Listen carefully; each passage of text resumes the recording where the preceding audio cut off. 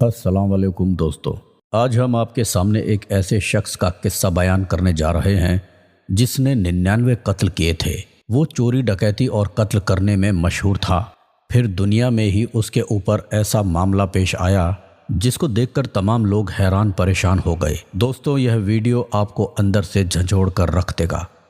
آپ سے گزارش ہے اسے آخر تک ضرور دیکھیں اور ویڈیو کو لائک کرنے کے ساتھ ساتھ چینل کو سبسکرائب بھی ضرور کریں۔ چلیے دیکھتے ہیں یہ ویڈیو۔ حضرات، بنی اسرائیل میں ایک شخص تھا جو کہ چوری ڈکیتی اور قتل کرنے میں مشہور تھا۔ وہ ذرا سی باتوں پر لوگوں کا قتل کر دیا کرتا تھا۔ جب اس نے 99 قتل کر دیے تو اس کے دل میں اچانک سے خیال آیا کہ مجھے بھی اللہ تعالیٰ کے سامنے حاضر ہونا ہے۔ میں اپنے رب کے سامنے ان لوگوں کے قتل کی کیا وجہ بتاؤں گا۔ اسی فکر میں وہ بہت بے چین رہنے لگا اور اس نے لوگوں سے پوچھنا شروع کر دیا کہ کیا میری بھی توبہ قبول ہو سکتی ہے۔ پھر اس کے دل میں خیال آیا کہ کیوں نہ کسی عالم کے پاس جا کر ان سے سارا واقعہ معلوم کروں اور ان سے پوچھ لوں گا کیا میری توبہ قبول ہو سکتی ہے۔ پھر اس نے ایک شخص سے جا کر معلوم کیا کہ میں نے 99 قتل کیے ہیں، کیا میری توبہ قبول ہو سکتی ہے۔ تو پھر اس شخص نے کہا، تمہاری بھلا توبہ کیسے قبول ہو سکتی ہے؟ جو انسان 99 قتل کر چکا ہو اس کی توبہ قبول ہونے کا کوئی سوال ہی نہیں ہے۔ جب قاتل نے اتنا سنا تو اسے اور غصہ آیا اور کہا کہ میں 99 تو ویسے ہی کر چکا ہوں، کیوں نہ اب 100 ہی پورے کر لوں گا۔ اور پھر اس نے تلوار نکالی اور اس انسان کا بھی قتل کر دیا۔ اس شخص نے اس کا قتل تو کر دیا لیکن اس کے دل میں خیال یہی رہا اور بے چینی بڑھ گئی کہ میں نے خواہ اس کا قتل کر دیا۔ اس کے دل میں خیال آیا کہ کوئی نہ کوئی تو صورت ایسی ہوگی جس کے ذریعے سے میری مغفرت ہو سکتی ہے۔ پھر اسی جستجو میں وہ لگ گیا اور اس نے لوگوں سے یہ معلوم کیا کہ اس دنیا پر سب سے بڑا عالم کون سا ہے تاکہ میں اس سے اپنا مسئلہ معلوم کر سکوں۔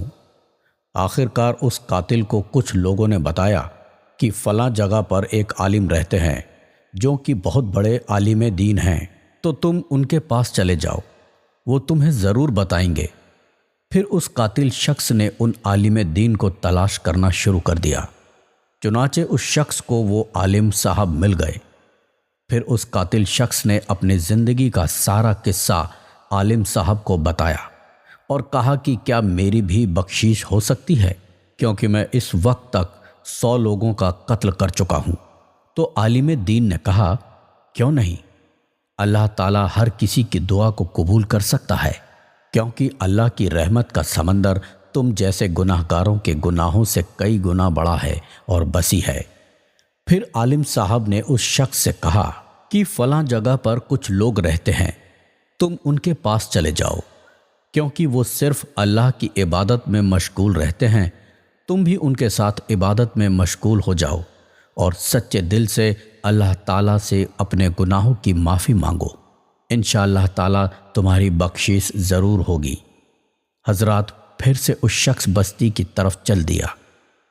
ابھی تو قاتل شخص آدھے راستے میں ہی پہنچا تھا کہ اس کی روح کو قبض کرنے کے لیے فرشتے آ گئے۔ اب اس کی روح لے جانے کا مسئلہ کھڑا ہو گیا اور رحمت کے فرشتے کہنے لگے کہ اس کی روح لے جانے کے ہم حقدار ہیں، اور عذاب کے فرشتے کہنے لگے کہ اس کی روح لے جانے کے ہم حقدار ہیں۔ رحمت کے فرشتے کہنے لگے کہ یہ انسان اپنے گناہوں سے تائب ہو کر نیک لوگوں کے پاس عبادت کرنے کے لیے جا رہا تھا، اس لیے اس کی روح کو ہم لے کر جائیں گے۔ اور عذاب کے فرشتے کہنے لگے کہ اس نے اپنی ساری زندگی گناہوں میں کاٹ دی ہے، اس لیے اس کی روح کو ہم لے کر جائیں گے۔ اسی دوران ایک آسمان سے فرشتہ انسانی شکل میں حاضر ہوا۔ بعض روایت میں یہ ہے کہ وہ فرشتہ حضرت جبرائیل علیہ السلام تھے۔